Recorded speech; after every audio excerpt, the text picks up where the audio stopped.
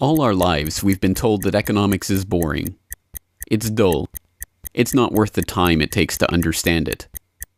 And all our lives, we've been lied to.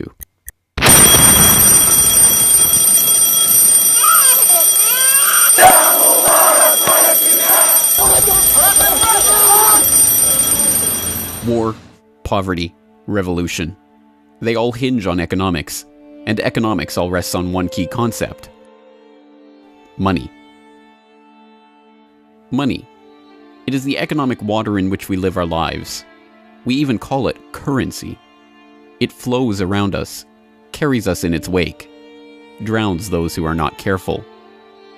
We use it every day, in nearly every transaction we conduct.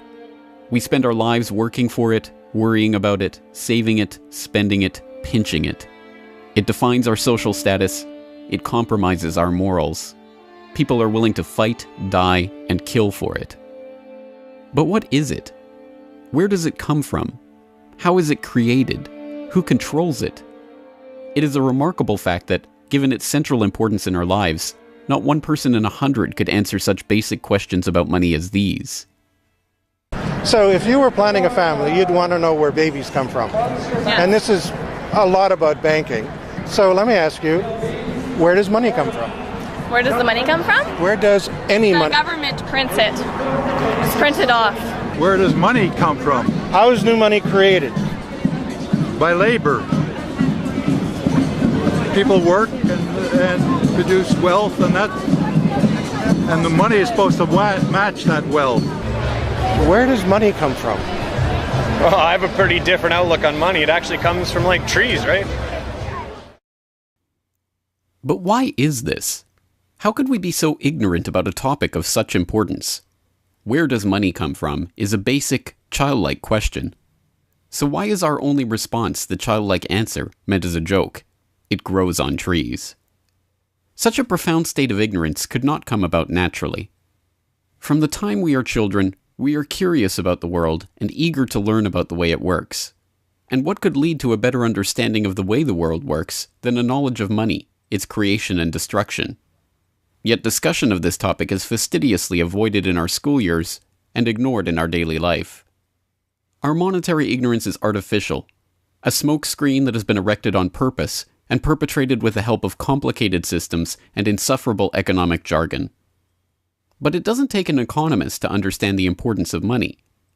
Deep down, we all know that the wars, the poverty, the violence we see around us hinges on this question of money. It seems like a 1,000-piece jigsaw puzzle just waiting to be solved. And it is. The puzzle pieces, taken together, create an image of the Federal Reserve, America's central bank, and the heart of the country's banking system. Despite its central importance to the economy, relatively few have heard of it, and fewer still know what it is, despite the bank's attempts at self-description. Our economy runs on a complex system of exchange of goods and services, in which money plays a key part. Coin, currencies, savings, and checking accounts, the overall supply of money is managed by the Federal Reserve. Money is the medium through which economic exchanges take place, and money as a standard of value helps us to set prices for goods and services.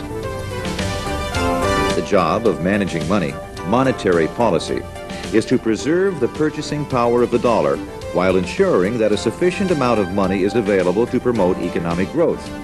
The Federal Reserve also promotes the safety and soundness of the institutions where we do our banking. It ensures that the mechanisms by which we make payments, whether by cash, check, or electronic means, operate smoothly and efficiently.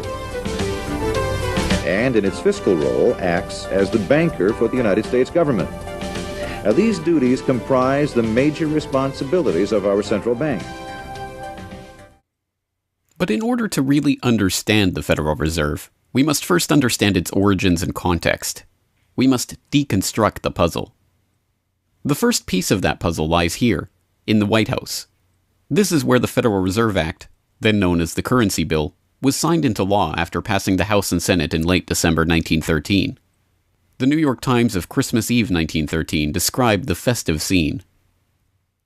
The Christmas spirit pervaded the gathering. While the ceremony was a little less impressive than that of the signing of the Tariff Act on October 3rd last in the same room, the spectators were much more enthusiastic and seized every occasion to applaud.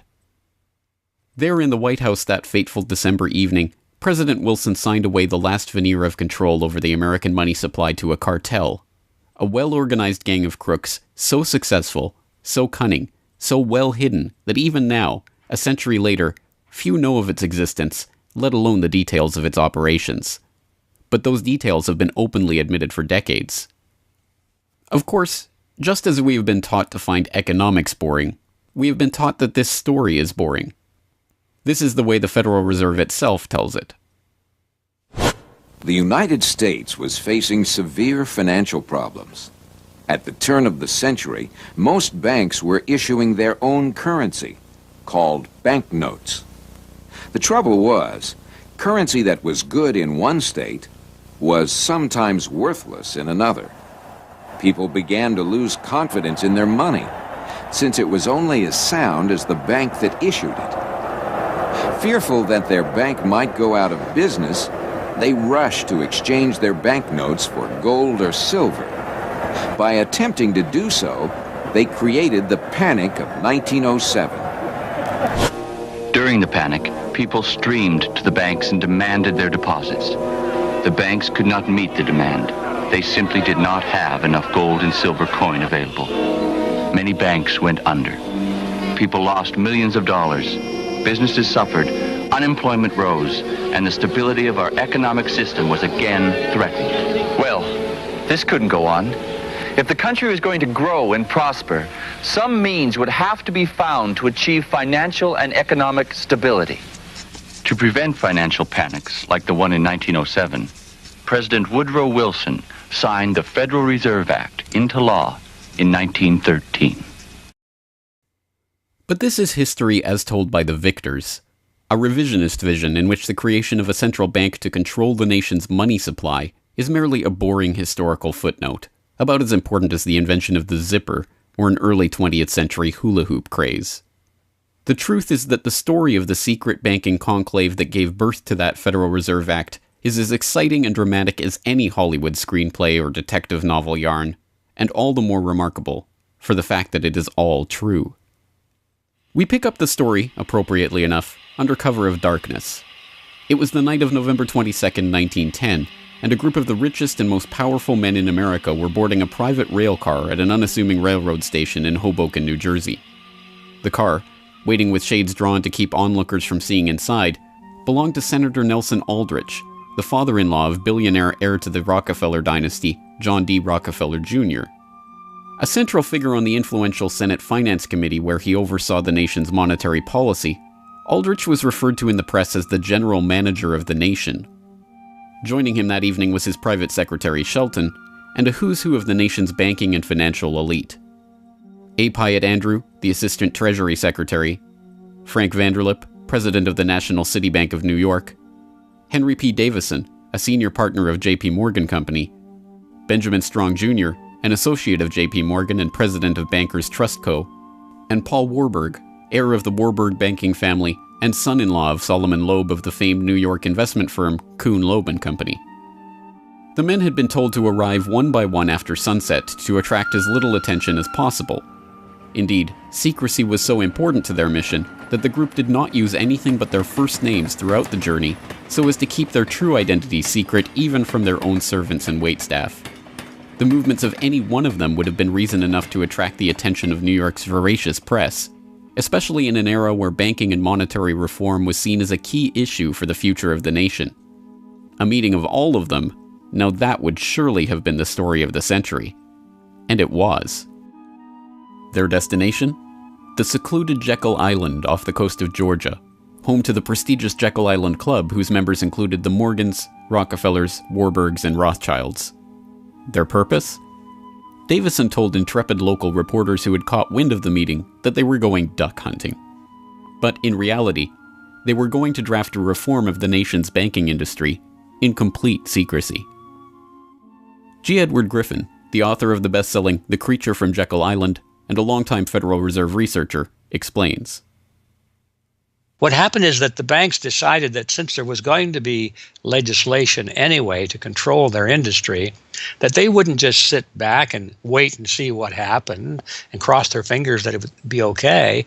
They decided that to do what so many cartels do today, they decided to take the lead, and they would be the ones calling for regulations and reform. They like the word reform, and the American people are suckers for the word reform. You just put that into any corrupt piece of legislation, call it reform, and people say, oh, I'm all for reform, and so they vote for it or accept it. So that's what they were doing. They decided, we will reform our own industry. In other words, we will create a cartel, and we will give the cartel the power of government.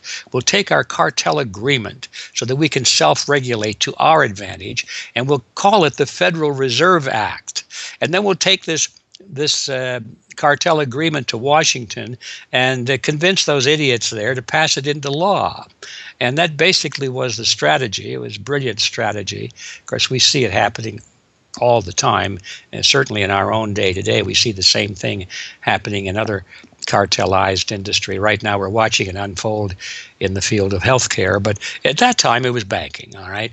And so the banking cartel wrote their own rules and regulations, called it the Federal Reserve Act, got it passed into law, and it was very much to their liking because they wrote it. And in essence, what they had created is a set of rules which made it possible for themselves to regulate their industry, but they went even beyond that. In fact, it's clear to me when I was reading their letters and their conversations at the time and the debates that they never dreamed that Congress would go along and also give them the right to issue the nation's money supply. I mean, not only were they now going to regulate their own industry, which is what they started out as wanting to do, but they got this incredible gift that they didn't dream would be given to them, although they were negotiating for it. And that was Congress gave them the authority to issue the nation's money.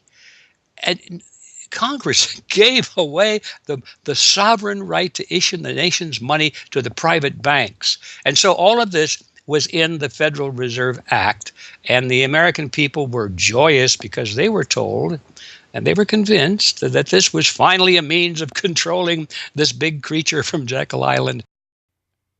Amazingly enough, they were successful, not just in conspiring to write the legislation that would eventually become the Federal Reserve Act, but in keeping that conspiracy a secret from the public for decades. It was first reported on in 1916 by Bertie Charles Forbes, the financial writer who would later go on to found Forbes magazine. But it was never fully admitted until a quarter century later, when Frank Vanderlip wrote a casual admission of the meeting in the February 9th, 1935 edition of the Saturday Evening Post. I was as secretive, indeed as furtive, as any conspirator. I do not feel it is any exaggeration to speak of our secret expedition to Jekyll Island as the occasion of the actual conception of what eventually became the Federal Reserve System. Over the course of their 9 days of deliberation at the Jekyll Island Club, they devised a plan so overarching, so ambitious, that even they could scarcely imagine that it would ever be passed by Congress. As Vanderlip put it, discovery of our plan, we knew, simply must not happen, or else all our time and effort would be wasted. If it were to be exposed publicly that our particular group had got together and written a banking bill, that bill would have no chance whatever of passage by Congress. So what precisely did this conclave of conspirators devise at their Jekyll Island meeting? A plan for a central banking system to be owned by the banks themselves, a system which would organize the nation's banks into a private cartel that would have sole control over the money supply itself. At the end of their 9-day meeting, the bankers and financiers went back to their respective offices content in what they had accomplished. The details of the plan changed between its 1910 drafting and the eventual passage of the Federal Reserve Act, but the essential ideas were there. But ultimately, this scene on Jekyll Island, too, is just one piece of a larger puzzle. And like any other puzzle piece, it has to be seen in its wider context for the bigger picture to become visible. To understand the other pieces of the puzzle and their importance in the creation of the Federal Reserve, we have to travel backward in time.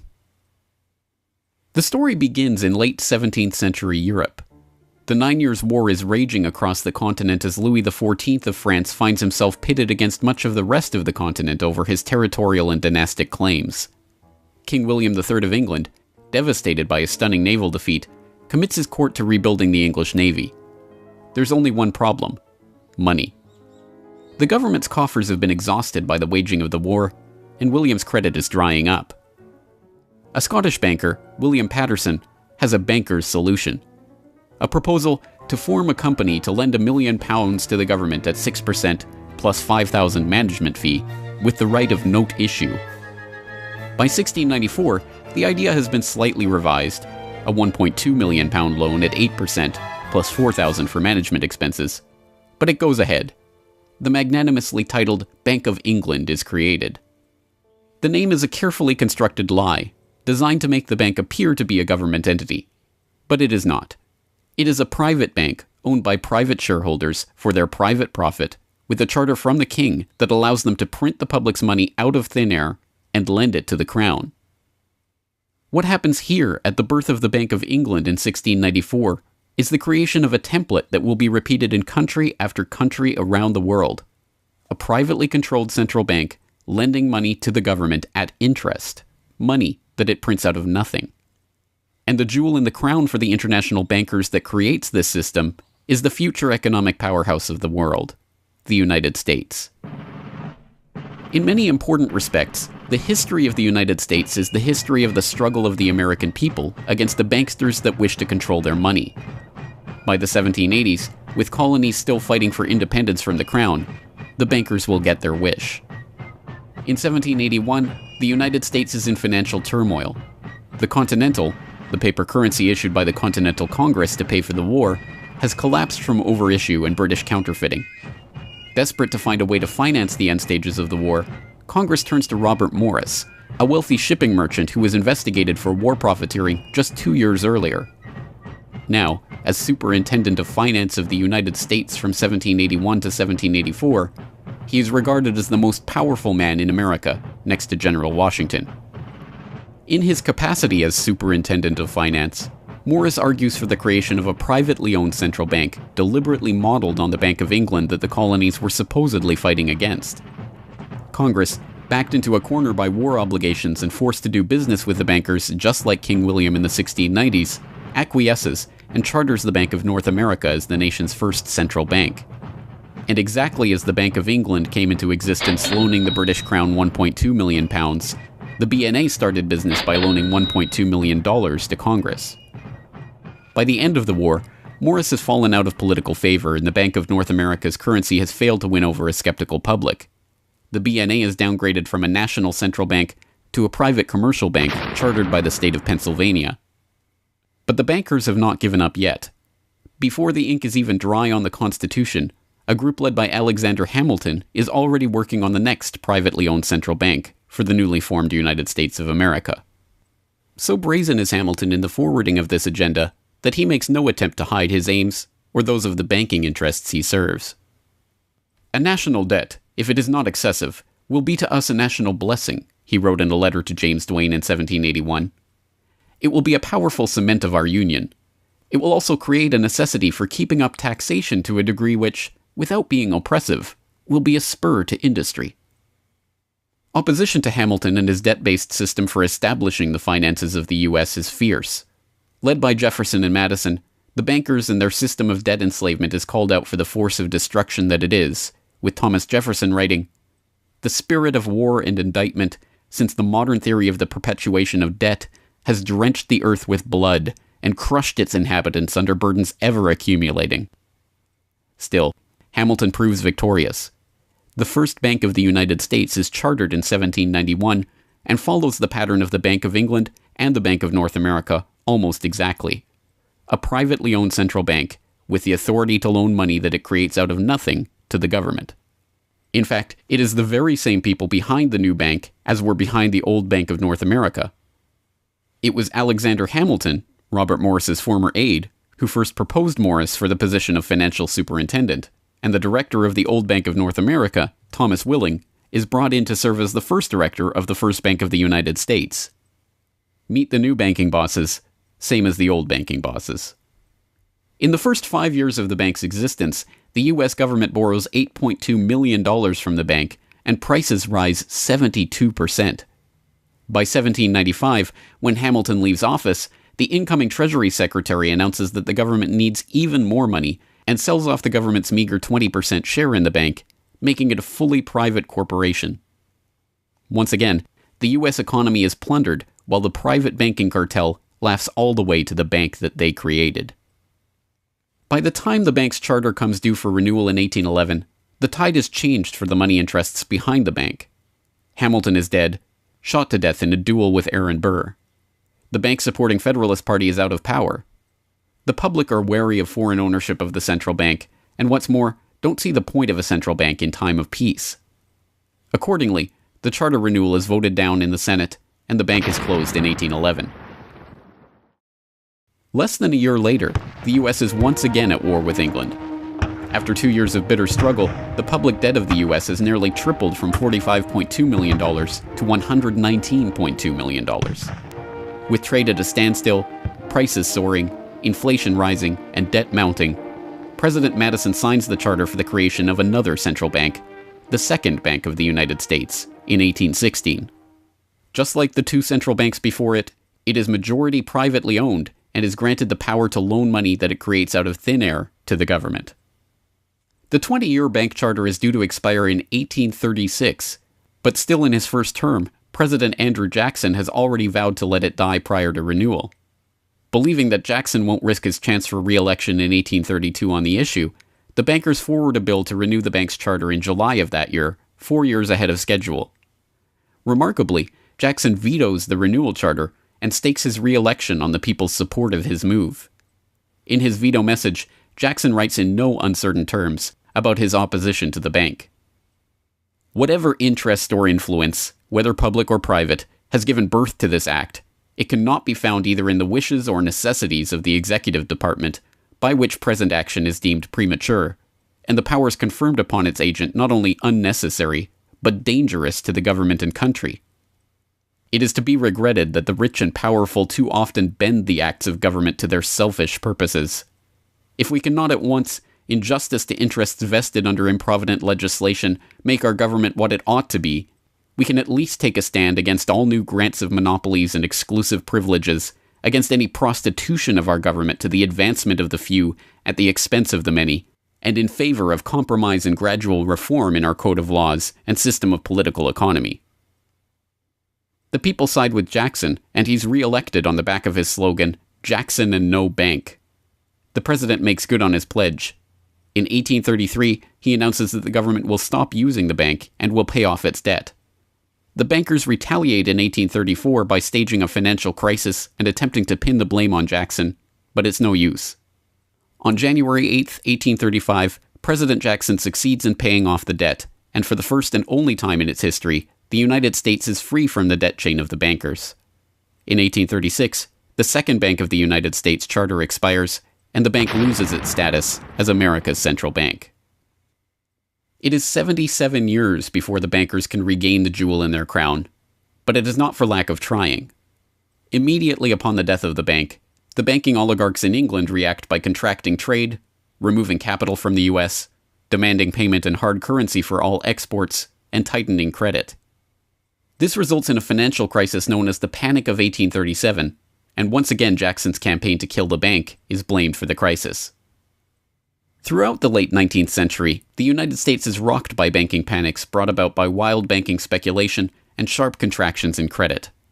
By the dawn of the 20th century, the bulk of the money in the American economy has been centralized in the hands of a small clique of industrial magnates, each with a near monopoly on a sector of the economy. There are the Astors in real estate, the Carnegies and the Schwabs in steel, the Harrimans, Stanfords, and Vanderbilts in railroads, the Millens and the Rockefellers in oil. As all of these families start to consolidate their fortunes, they gravitate naturally to the banking sector. And in this capacity, they form a network of financial interests and institutions that centered largely around one man, banking scion and increasingly America's informal central banker in the absence of a central bank, John Pierpont Morgan. John Pierpont Morgan, or Pierpont as he prefers to be called, is born in Hartford, Connecticut in 1837 to Junius Spencer Morgan, a successful banker and financier. Morgan rides his father's coattails into the banking business, and by 1871 is partnered in his own firm, the firm that was eventually to become J.P. Morgan and Company. It is Morgan who finances Cornelius Vanderbilt's New York Central Railroad. It is Morgan that finances the launch of nearly every major corporation of the period, from AT&T to General Electric to General Motors to DuPont. It is Morgan who buys out Carnegie and creates the United States Steel Corporation, America's first billion-dollar company. It is Morgan who brokers a deal with President Grover Cleveland to save the nation's gold reserves by selling $62 million worth of gold to the Treasury in return for government bonds. And it is Morgan who, in 1907, sets in motion the crisis that leads to the creation of the Federal Reserve. That year, Morgan begins spreading rumors about the precarious finances of the Knickerbocker Trust Company, a Morgan competitor and one of the largest financial institutions in the United States at the time. The resulting crisis, dubbed the Panic of 1907, shakes the U.S. financial system to its core. Morgan puts himself forward as a hero, boldly offering to help underwrite some of the faltering banks and brokerage houses to keep them from going under. After a bout of hand-wringing over the nation's finances, a congressional committee is assembled to investigate the Money Trust, the bankers and financiers who brought the nation so close to financial ruin and that wield such power over the nation's finances. The public follows the issue closely, and in the end a handful of bankers are identified as key players in the Money Trust's operations, including Paul Warburg, Benjamin Strong Jr., and J.P. Morgan. Andrew Gavin Marshall, editor of the People's Book Project, explains. At the beginning of the 20th century, there was an investigation following the greatest of these financial panics, which was in 1907. And this investigation was on what was called the Money Trust, which found that three banking interests, J.P. Morgan, National City Bank, and the Citibank of New York, I believe it was, basically controlled the entire financial system. So three banks. And the public hatred towards these institutions was unprecedented. There was an overwhelming consensus in the country for establishing a central bank. But there were many different interests in pushing this, and everyone had sort of their own specific purpose behind advocating for a central bank. So to represent the most people, you had farmer interests, populists, progressives, who were advocating a central bank because they couldn't take the recurring panics, but they wanted government control of a central bank. They wanted it to be exclusively under the public control because they despised and feared the New York banks as wielding too much influence. So for them, a central bank would be a way to curb the power of these private financial interests. On the other hand, those same financial interests were advocating for a central bank to serve as a source of stability for their control of the system, also to act as a lender of last resort to them, and so that they would never have to face collapse, but also in order to exert more control through a central bank. The private New York banking community wanted a central bank under the exclusive control of them. There's a shocker. So you had all these various different interests which converged. Of course, the most influential happened to be the New York financial houses, which were more aligned with European financial houses than they were with any other element in American society.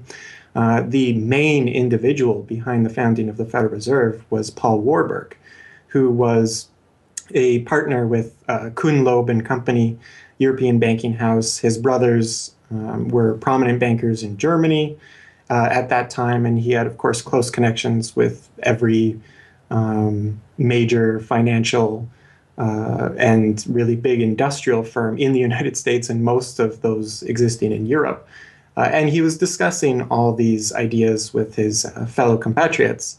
in advocating for a central bank. In 1910, Warburg got the support of a senator named Senator Aldrich, whose family later married into the Rockefeller family.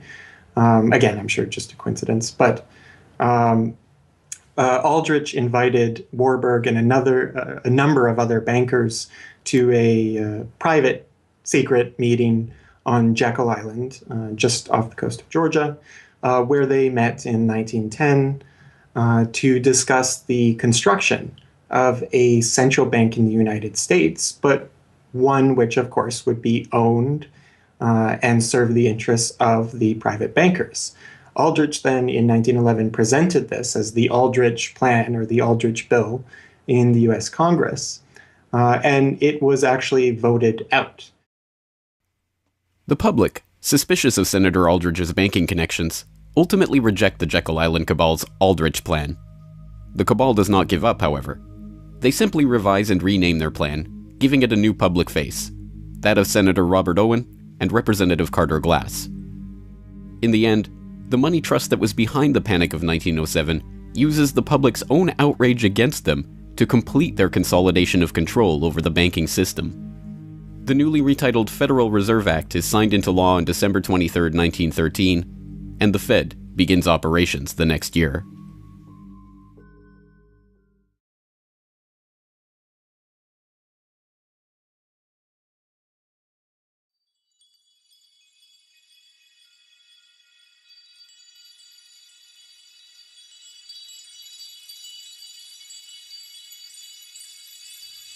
So how does the Federal Reserve System work?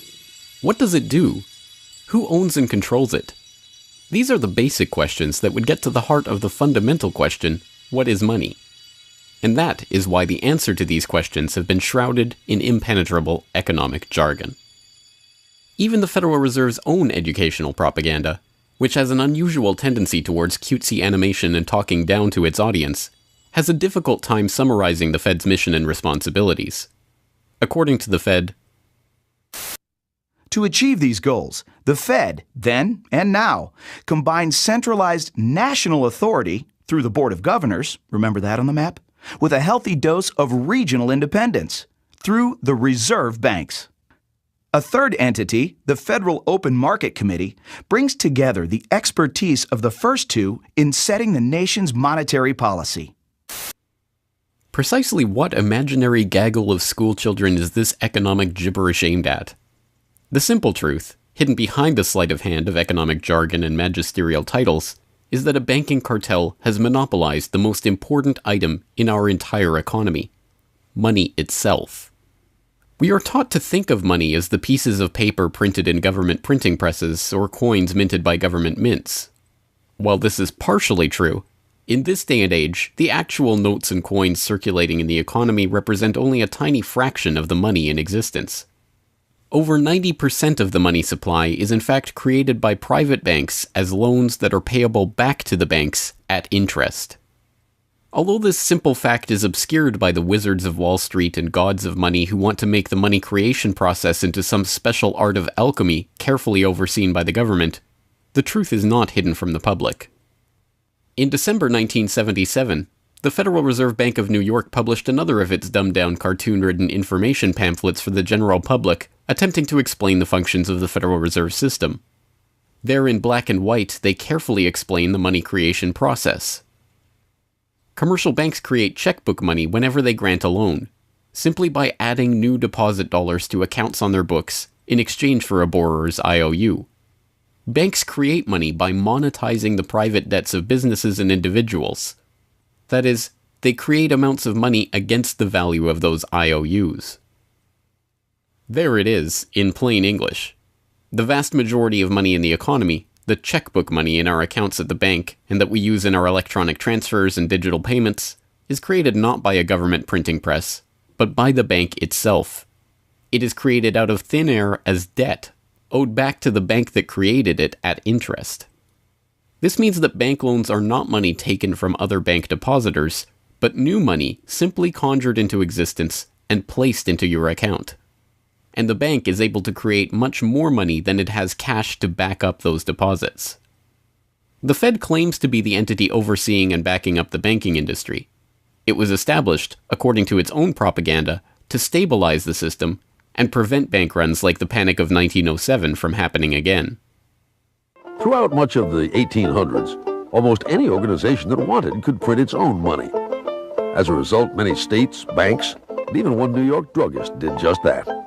In fact, at one time, there were over 30,000 different varieties of currency in circulation. Imagine the confusion. Not only were there multitudes of currencies, some were redeemable in gold and silver, others were backed by bonds issued by regional governments. It was not unusual for people to lose faith both in the value of their currency and in the entire financial system. With many people trying to withdraw their deposits at once, sometimes the banks didn't have enough money on hand to pay their depositors. Then, when the funds ran out, the banks suspended payment temporarily, and some even closed. People lost their entire savings, and sometimes regional economies suffered. Obviously, something had to be done, and in 1913, something was. In that year, President Woodrow Wilson signed into effect the Federal Reserve Act. This act created the Federal Reserve System to provide a safer and more stable monetary and banking system. If that was indeed its aim, it signally failed to do so in running up one of the greatest bubbles in American history to that point in the 1920s, just a decade after its creation. The popping of that bubble, of course, led directly into the Great Depression and one of the greatest periods of mass poverty in American history. Economists have long argued that the Fed itself was the cause of the Depression by its complete mismanagement of the money supply. As former Federal Reserve Chairman Ben Bernanke admitted in a speech commemorating Fed critic Milton Friedman's 90th birthday, regarding the Great Depression, "You're right, we did it. We're very sorry. But thanks to you, we won't do it again." Price stability is another cited tenet of the Federal Reserve's mandate. But here, too, the Fed has completely failed to live up to its own standards.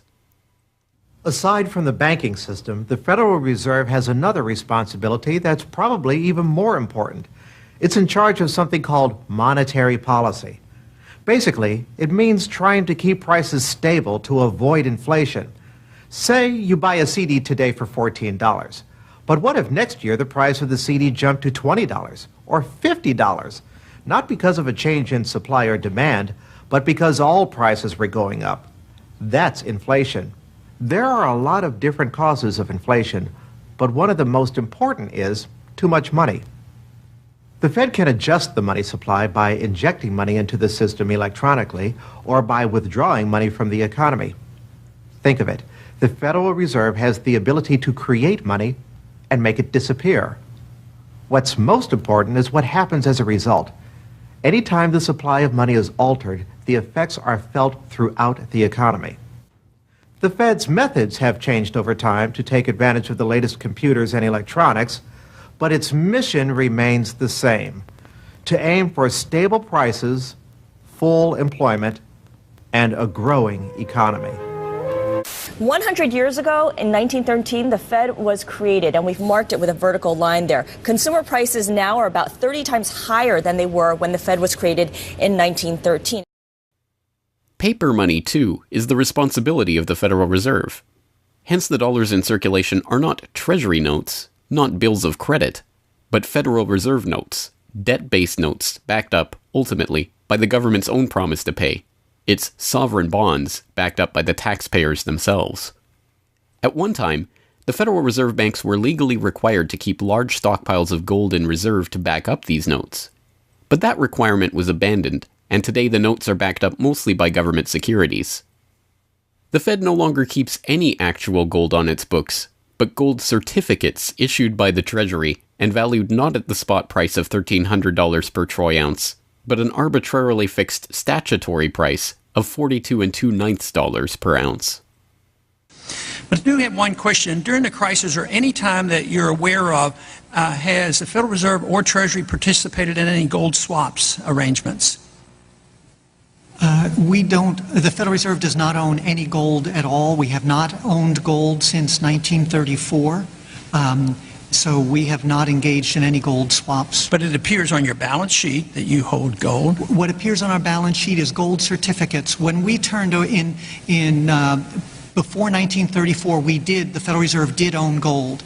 We turned that over by law to the Treasury and received in return for that gold certificate. If the Treasury entered into, because under the Exchange Stabilization Fund, I would assume they probably have the legal authority to do it.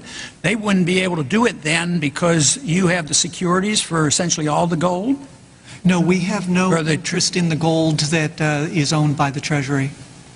We have simply an accounting document that is called gold certificates that represents the value at a statutory rate and still that we gave to the Treasury in 1930. And still measured at $42 an ounce, which makes no sense whatsoever.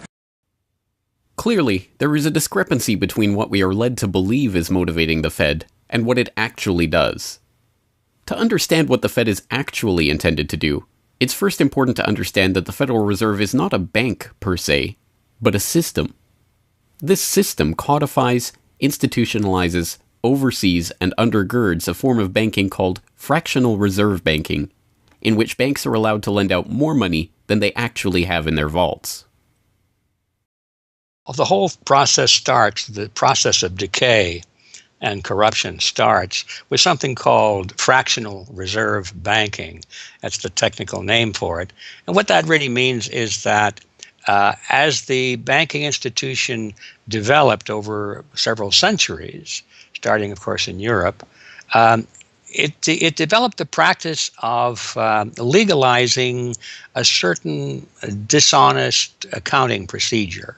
In other words, in the very, very beginning, if you want to go all the way back, people would bring their gold or silver to the banks for safekeeping. And they'd say, give us a paper receipt. And we don't want to guard our silver and our gold because, people could come in the middle of the night and they could kill us or tie us up and threaten us, and they'll get our gold and silver, so we can't really guard it. We'll take it to the bank and have them guard it, and we just want a paper receipt so that we can take the receipt back and get our gold anytime we want. And so in the beginning, money was receipt money. They could then, instead of changing or exchanging the gold coins, they could exchange the receipts. And people would accept the receipts just as well as the gold, knowing they could get the gold. And so these paper receipts being circulated were, in essence, the very first examples of paper money. Well, the banks learned early on that game that here they were sitting on this pile of gold and all these paper receipts out there. People weren't bringing the receipts in anymore. Very few of them, maybe 5%, maybe 7% of the people would bring in their paper receipts and ask for the gold. So they said, why don't we just sort of give more receipts out than we have gold? They'll never know because we only are asked at the best 7% of it, so we can create more receipts for gold than we have, and we can collect interest on that because we'll loan that into the economy and we'll charge interest on this money that we don't really have. And it's a pretty good gimmick, don't you think? And well, yeah, of course. And so that's how fractional reserve banking started. And now it's institutionalized, and they teach it in school. No one ever questions the integrity of it or the ethics of it. They say, well, that's the way banking works. And isn't it wonderful that we now have this flexible currency and we have prosperity and all of this sort of thing? So it all starts with this concept of fractional reserve banking. The trouble is with that is it works most of the time, but every once in a while, there are a few ripples that come along that are a little bit bigger than the other ripples, and maybe one of them is a wave, and more than 7% will come in and ask for their gold. Maybe 20% will come in, or 30%. And well, now the banks are embarrassed because the fraud is exposed. They say, well, we don't have your gold. What do you mean you don't have my gold? I gave it to you and put it on deposit, and you said you'd safeguard it. Well, we don't have it. We loaned it out. So then the word gets out, and everybody and their uncle comes and lines up for their gold. And of course, they don't have it. And the banks are closed. They have bank holidays, and the banks are embarrassed. They go out of business. People lose their savings, and you have these terrible banking crashes that were ricocheting all around the world prior to this time. And that's what caused the concern. One of the things that caused the concern of the American people, they didn't want that anymore. They wanted to put a stop to that. And that was the whole purpose, supposedly, of the Federal Reserve System, was to put a stop to that. But since the people who designed the plan to put a stop to it were the very ones who were doing it in the first place, you can not be surprised that their solution was not a very good one insofar as the American people were concerned. Their solution was to expand it, not to control it, but to expand it. See, prior to that time, this little game of fractional reserve banking was localized at the state level. Each state was doing its own little fractional reserve banking system. Each state, in essence, had its own Federal Reserve. Central banks were authorized by state law to do this sort of thing, and that was causing all this problem. And so the Federal Reserve came along and said, well, no, we're not going to do this at the state level anymore because look at all the problem it's causing. We're going to consolidate it all together, and we're going to do it at the national level. The key to this system, of course, is who controls this incredible power to regulate the economy by setting reserve requirements and targeting interest rates. The answer to this question, too, has been deliberately obscured. The Federal Reserve System is a deliberately confusing mishmash of public and private interests, reserve banks, boards and committees, centralized in Washington and spread out across the United States. So you have the Federal Reserve Board in Washington, appointed by the president. That's the only part of this system that is directly dependent upon the government for input. That's the federal part, that the government, the president specifically, gets to choose a few select governors. The 12 regional banks, the most influential of which is the Federal Reserve Bank of New York, essentially based in Wall Street to represent Wall Street, is representative of the major Wall Street banks who own shares in the private, not federal, but private Federal Reserve Bank of New York. All the other regional banks are also private banks. They vary according to how much influence they wield. But the Kansas City Fed is influential, the St. Louis Fed, the Dallas Fed. But the New York Fed is really the center of this system. And precisely because it represents the Wall Street banks who appoint the leadership of the New York Fed. So the New York Fed has a lot of public power, but no public accountability. It has no oversight. It does not answer to Congress the way that the chairman of the Federal Reserve Board of Governors does. And even then, the chairman of the Federal Reserve Board, who is appointed by the president, does not answer to the president. He does not answer to Congress. He goes to Congress to testify, but the policy that they set is independent. So they have no input from the government. The government can't tell them what to do, legally speaking. And of course, they don't. Do you think it would cause problems for the Fed or for the economy if that legislation was to pass? My concern about the legislation is that if the GAO is auditing not only the operational aspects of our programs and the details of the programs, but is making judgments about our policy decisions, that would effectively be a takeover of monetary policy by the Congress, a repudiation of the independence of the Federal Reserve, which would be highly destructive to the stability of the financial system, the dollar, and our national economic situation. The Federal Open Market Committee is responsible for setting interest rates. Now, this committee, which is enormously powerful, has as its membership the governor and vice chair of the Federal Reserve Board.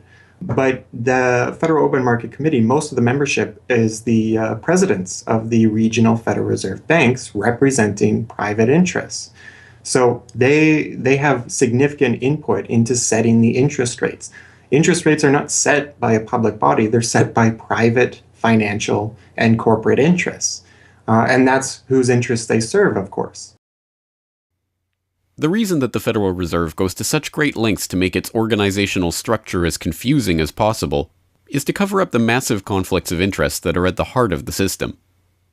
The fact is that the Federal Reserve System is comprised of a board of governors, 12 regional banks, and an open market committee.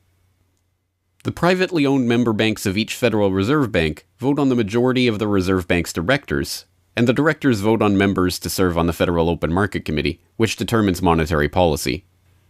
What's more, Wall Street is given a prime seat at the table, with tradition holding that the president of the powerful New York Federal Reserve Bank be given the vice chairmanship of the FOMC and be made a permanent committee member. In effect, the private banks are the key determinants in the composition of the FOMC, which regulates the entire economy. According to the Fed, its monetary policy decisions do not have to be approved by the president or anyone else in the executive or legislative branches of government. It does not receive funding appropriated by the Congress, and the terms of the members of the Board of Governors span multiple presidential and congressional terms. Or, in the words of Alan Greenspan, what is the proper relationship, what should be the proper relationship between a chairman of the Fed and a president of the United States? Well, first of all, the Federal Reserve is an independent agency, and that means basically that there is no other agency of government which can overrule actions that we take. The Fed goes on in its self-mythologization to state that it is not a private, profit-making institution. This characterization is dishonest at best, and an outright lie at worst. The regional banks are themselves private corporations, as noted in a 1928 Supreme Court ruling. Instrumentalities like the national banks or the Federal Reserve Banks, in which there are private interests, are not departments of the government. They are private corporations in which the government has an interest. This point is even admitted by the Federal Reserve's own senior counsel. Our regulations do specify overall terms for the lending, but the day-to-day operation of the banking activities are conducted by the Federal Reserve banks. They are banks, and indeed they do lend, and they do interact with they're their own depositors. agency then, essentially, They are not in that agencies. regard. Yes, they're not agencies, Your Honor. They're persons under FOIA. Each Federal Reserve Bank, the stock is owned by the member banks in the district, 100% privately held. They have private boards of directors. Majority of those boards are appointed by the independent banks, private banks in the district. They are not agencies. These private corporations issue shares that are held by the member banks that make up the system, making the banks the ultimate owners of the Federal Reserve Banks. Although the Fed's profits are returned to the Treasury each year, the member banks' shares of the Fed do earn them a 6% dividend. According to the Fed, the fixed nature of these returns means that they are not being held for profit. Despite the dishonest nature of this description, however, it is important to understand that the bankers who own the Federal Reserve indeed do not make their money from the Fed directly. Instead, the benefits are much less obvious and much more insidious. The simplest way that this can be understood is that, as a century of history and the specific example of the last financial crisis shows, the Fed was used as a vehicle to bail out the very bankers who own the Fed banks in the most obvious example of fascistic collusion imaginable. A handful of financial institutions have enriched themselves as a result of institutional speculation on a large scale, as well as manipulation of the market. And secondly, what they have done is that they have then gone to their governments and said, well, we are now in a very difficult situation and you need to lend us, you need to give us money so that we can retain the stability of the financial system.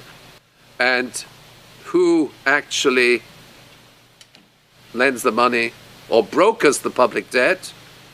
The same financial institutions which are the recipients of the bailout. Okay, and so what you have is a circular process. It's a diabolical process. You're lending money. You're not lending money. You're handing money to the large financial institutions, and then this is leading up to a mounting public debt in the trillions. Okay, and then you say to the financial institutions, we need to establish a new set of treasury bills and government bonds, etc., which of course are sold to the public, but they are always brokered through the financial institutions, which establish their viability and so on and so forth. And the financial institutions will probably buy part of this public debt. So that in effect what the government is doing is financing its own indebtedness through the bailouts. It hands money to the banks, but to hand the money to the banks, it becomes indebted to those same financial institutions, and then it says, well, we now have to emit large amounts of public debt. Please, can you help us? And then the banks will say, well, your books are not quite in order. And then the government will say, well, obviously they're not in order because we've just handed you $1.4 trillion of bailout money, and we're now in a very difficult situation, so we need to borrow money from the people who are, in fact, the recipients of the bailout. So this is really what we're dealing with. We're dealing with a circular process. The 2008 crisis and subsequent bailouts are merely the latest and most brazen examples of the fundamental conflicts of interest at the heart of America's privately owned central banking system. Beginning with the collapse of Lehman Brothers in September of that year, the Federal Reserve embarked on an unprecedented program of bailouts and special zero-interest lending facilities for the very banks that had caused the subprime meltdown in the first place. By the cartelization of the Federal Reserve structure, and thus not by accident, it was the very bank presidents who had overseen their banks' lending practices that ended up in the director positions of the Federal Reserve banks that voted on where to direct the trillions of dollars in bailout money. And unsurprisingly, they directed it toward their own banks. A stunning 2011 Government Accountability Office report examined $16 trillion of bailout facilities extended by the Fed in the wake of the crisis and exposed numerous examples of blatant conflicts of interest. Jeffrey Immelt, chief executive of General Electric, served as a director on the board of the Federal Reserve Bank of New York. At the same time, the Fed provided $16 billion in financing to General Electric. JP Morgan Chase chief executive Jamie Dimon, meanwhile, was also a member of the board of the New York Fed during the period that saw $391 billion in Fed emergency lending directed to his own bank. In all, Federal Reserve Board members were tied to $4 trillion in loans to their own banks. These funds were not simply used to keep these banks afloat, but actually to return these Fed-connected banks to a period of record profits in the same period that the average worker saw their real wages actually decrease and the economy on Main Street slow to a standstill. Ben Bernanke, at that time the chairman of the Federal Reserve Board of Governors, was confronted about these conflicts of interest by Senator Bernie Sanders upon the release of the GAO report in June 2012. Senator, you raised an important point, which is that this is not something the Federal Reserve created. This is in the statute. Congress in the Federal Reserve Act said this is the governance of the Federal Reserve, and more specifically that bankers would be on the board. And 6 out of 9. Sorry? 6 out of 9 in the regional banks are come from the banking industry. That's correct, and that is in the law. And right. I'll answer your question, though. The answer to your question is that Congress set this up. We have tried, I think we've made it into something useful and valuable. We do get information from it. But if Congress wants to change it, of course, we will work with you to find alternatives. Bernanke is completely right. These conflicts are, in fact, a part of the institution itself. A structural feature of the Federal Reserve that was baked into the Federal Reserve Act itself over 100 years ago by the bankers who conspired to cartelize the nation's money supply. You could not ask for a more succinct reason why the Federal Reserve itself, this admitted cartel of banking interests, needs to be abolished. But you could get one.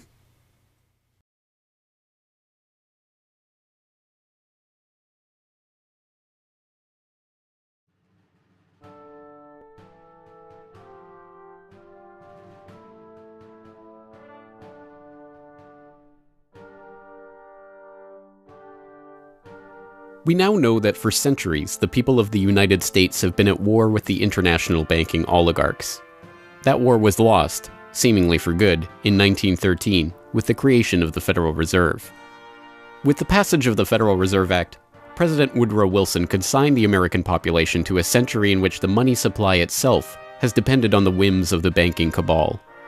A century of booms and busts, bubbles and depressions, has led to a wholesale redistribution of wealth toward those at the very top of the system. At the bottom, the masses toil in relative poverty, single-income households becoming double-income households out of necessity, their quality of life being slowly eroded as the Federal Reserve notes that pass for dollars are themselves devalued. Worse yet, the fraud itself perpetuates Alexander Hamilton's persistent myth that a national debt is necessary at all. The US is now locked into a system whereby the government issues bonds to generate the funds for their operations, bonds that are backed up by the taxation of the public's own labor. The perpetrators of this fraud, meanwhile, remain in the shadows, largely ignored by a general public that could instantly recognize the latest Hollywood heartthrob or pop idol, but have no clue what the head of Goldman Sachs or the New York Fed does, let alone who they are. This cabal bear allegiance to no nationality, no philosophy or creed, no code of ethics. They are not even motivated by greed, but power. The power that the control of the money supply inevitably brings with it. After a person has all the money in the world that you could possibly use to buy anything you want, what's left to capture your imagination? And the answer, of course, is power. Power over people. Now, money is power over people, but there's another power over people as well, and that is the political power, the social power. And I think this has now become the dominant driving force of these people. They've already got the money. They've got it locked down. Now they're striving for this new world order, as their name for it. They want all of the world into one political unit, which they dominate, not only with money, but with military and psychological means and education and media and propaganda. They want total control over every human on the planet. And by golly, they're moving pretty rapidly in that direction. It did not take long for this lust for power to rear its head. In 1921, just 7 years after the Fed began operations, the same J.P. Morgan-connected banking elite that founded the Federal Reserve incorporated an organization called the Council on Foreign Relations with the goal of taking over the foreign policy apparatus of the United States, including the State Department. In this quest, it was remarkably successful.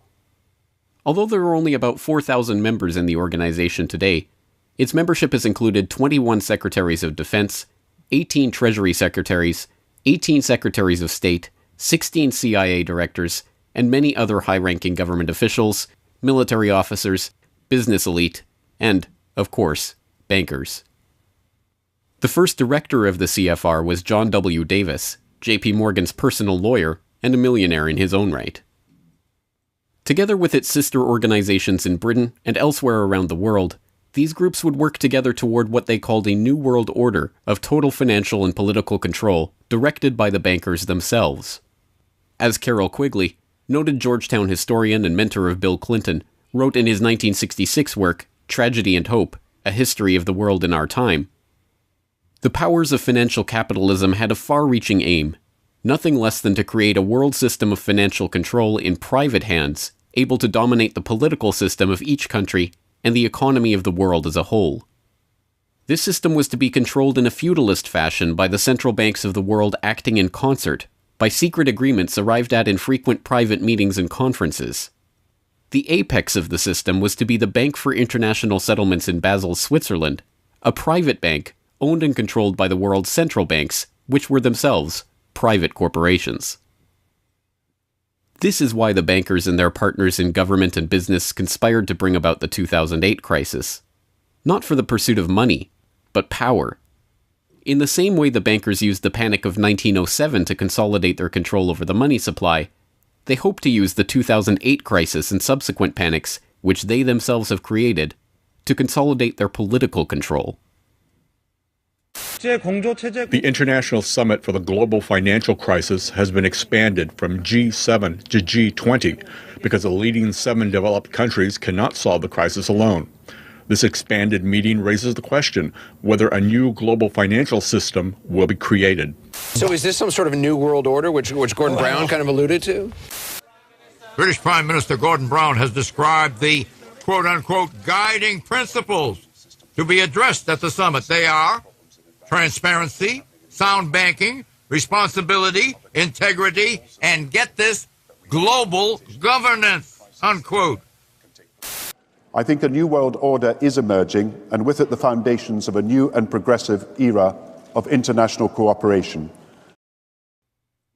The inevitable conclusion, one that flows necessarily from the true understanding of this situation, is that the Federal Reserve System needs to be consigned to the dustbin of history. After a century of enslavement, it is time for the American public to finally throw off the bankers' debt chains. If there was ever a point in human history to start questioning alternatives, this would be it. And to think that where we are and simply say, oh, well, this is the best of our options. How many of the best options lead to self-destruction? Doesn't sound like a best option. I think that with a world of 7 billion people, we can probably come up with something better than a system in which a few thousand people benefit so much at the expense of everything else on this world, and at the expense of the potential for the future of mankind. They're leveraging our future. And so long as we accept this way of thinking, so long as we accept these institutions as having dominance, that's the direction we'll be going. So I think reform is a good way to try and stall and to push back directly against the expanding and evolving power structures. But radical change is what's really needed, and that has to be built from the bottom up. But I think that these two processes can and should go together in parallel. If you've made it this far, congratulations. You are now better informed on the economic history of the United States and the truth about the Federal Reserve than 99% of the population. If you do nothing else, then just working to get those around you educated on this information alone will have a profound effect. Once they learn of the scam, many are motivated to do something about it, and they, in turn, inform others. This is the viral nature of suppressed truth, and it is the reason that more people are aware of and energized by the issue of the Federal Reserve and the nature of money than ever before. Perhaps even more amazingly, this movement is spreading to other parts of the globe. Recognizing the interlocking nature of the modern global economy and the international nature of the banking oligarchy, movements to abolish the Federal Reserve have sprung up in Europe, where protests against the cartelized central banking system are taking place in over 100 cities, attracting 20,000 people on a weekly basis. I started this movement because I realized that the Federal Reserve Act, in my opinion, is one of the most worst laws in the whole world. So a private banking company is lending America the money, and in my opinion, America is not any more democratic. The Federal Reserve tells the government what to do, and that's a problem. It's a very big problem, especially in the US. Why is it a global issue, and why are people doing it here in Germany? Because when you realize that this finance system, it's a global system, you have to go to the really beginning of the system. And in my opinion, it's also the World Bank and the International Fund of Currencies and stuff like this. But at the beginning of all this is a law from 1913, Woodrow Wilson signed it, and this is the beginning of all this hardcore capitalism we are suffering right now from. And the only way to stop this is maybe to break this law. But what if the burgeoning movement to end the Fed is successful? What system do people propose as the answer? There have been several proposals along different lines by various researchers.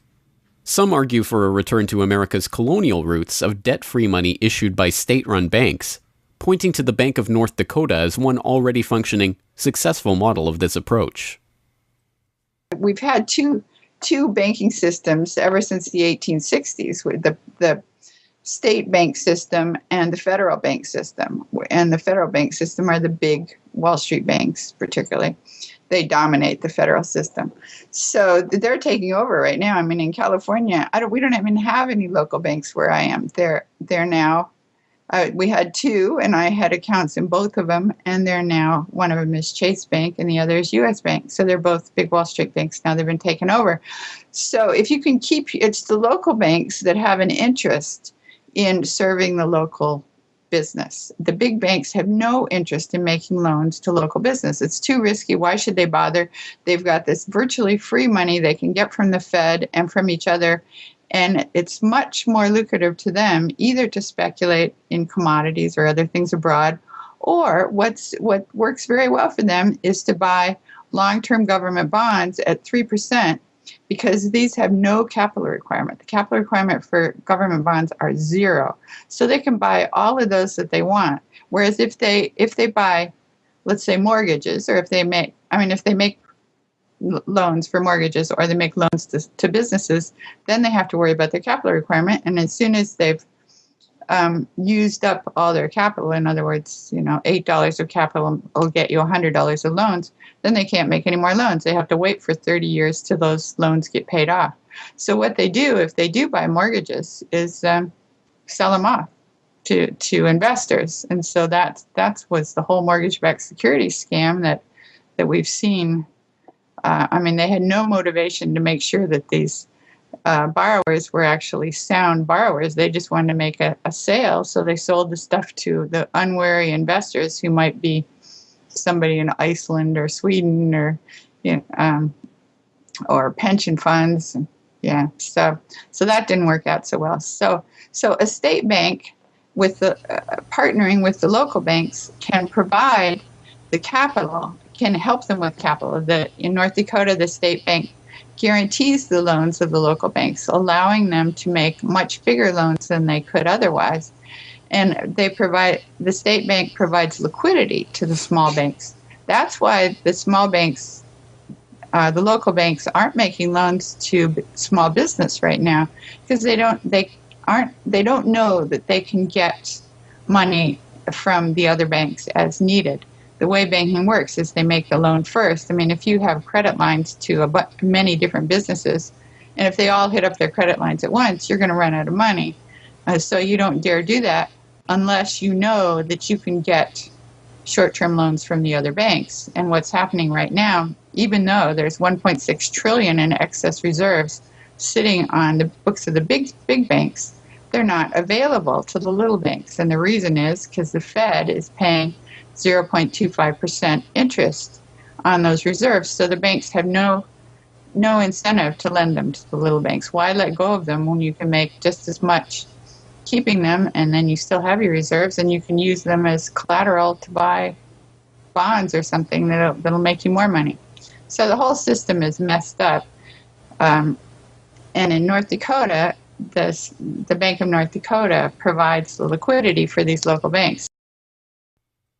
Others advocate a decentralized system of alternative and competing currencies that greatly reduce or even eliminate altogether the need for a central bank. Well, 22 years ago in Ithaca, New York, I noticed that a lot of people, friends particularly, had skills and time that were not being employed or respected by the prevailing economy. And while we had much desire to create things and trade them with each other, and many services we could provide to each other, we didn't have the money. So, since I have a background in graphic design, journalism, and arrogance, I went to my computer and designed paper money for Ithaca, New York. Designed pretty colorful money, with pictures of children, waterfalls, and trolley cars, and denominated in hours of labor. 1 hour note, half hour, quarter, eighth hour note, 2 hour note, and then began to issue to each of the pioneer traders who had agreed to be listed in the directory a specific starter amount. And the game began. An hour has been worth an hour of basic labor, or 10 US dollars, which at that time, 20 years ago, was double the minimum wage. People who usually expect more than $10 per hour of their service can charge multiple hours per hour, but the denomination puts between us as residents of our community that reminder that we are fellow citizens, not merely winners or losers scrambling for dollars. And it introduces us to each other on the basis of these skills and services that we have, that we are more proud to provide for each other than often is the case with a conventional job. just the stuff we have to do to get the money to pay the bills. So through that trading process, that more intimate scale process within the community, we're more easily able to become friends and lovers and political allies. It's an inspiring story, and tell people about how much money has circulated through this community. I mean, it's important for people to understand just how successful this has been.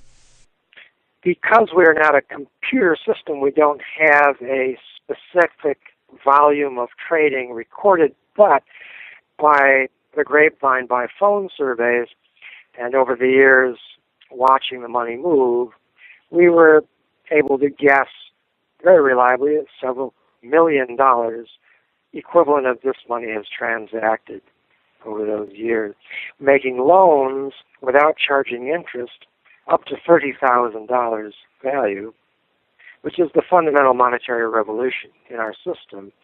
Then as well, making grants of the money to over 100 community organizations. Some argue for currencies whose mathematical nature prevent them from being merely conjured into existence whenever a federal government wants to wage another war of aggression or forge another link in the seemingly endless train of governmental tyranny and abuse. What people have to understand about Bitcoin is that it's a completely decentralized network. There's no central server, there's no controlling company, there's no office. It's just free software that anyone can download and start running on their computer anywhere in the world. And that the Bitcoins themselves can be transferred to or from anyone anywhere in the world. And it's impossible for any bank or government or entity to block you from sending or receiving those Bitcoins. There's a limited supply of those Bitcoins. There will never, ever, ever be more than 21 million Bitcoins. And so because, like everything, the price is set based on supply and demand, because the supply of Bitcoins is limited and the demand is increasing as more and more people start to use them and more websites start to accept them, the price of Bitcoins in terms of dollars is going to have to increase even a lot more than the $500 per Bitcoin that it is today. Are there any drawbacks at all to the idea of using a cryptocurrency? If you're part of the current power elite that can just print money at will to spend on whatever you feel like, then yeah, the world switching over to Bitcoin is probably not going to benefit you. But if you're one of the normal people that aren't working for the Federal Reserve or any central bank that's printing money to pay to your friends and that sort of thing, then a Bitcoin world is a wonderful thing for you. Sound money, cryptocurrencies, state banks, LETS programs, self-issued credit. These and many other solutions have all been proposed, and many of them are in use in different localities today. Information on all of these ideas and how they are being applied in various parts of the world are widely available online.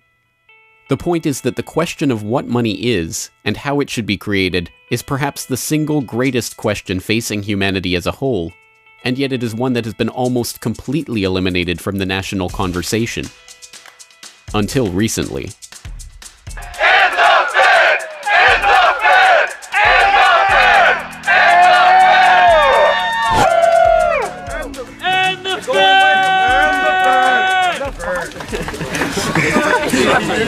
It's not even real paper. What the hell? We need some hands here. And the Fed! And the Fed! And the Fed!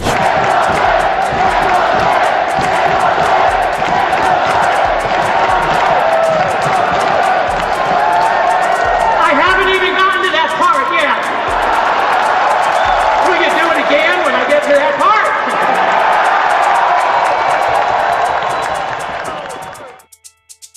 And so the rest of the story is now in our hands.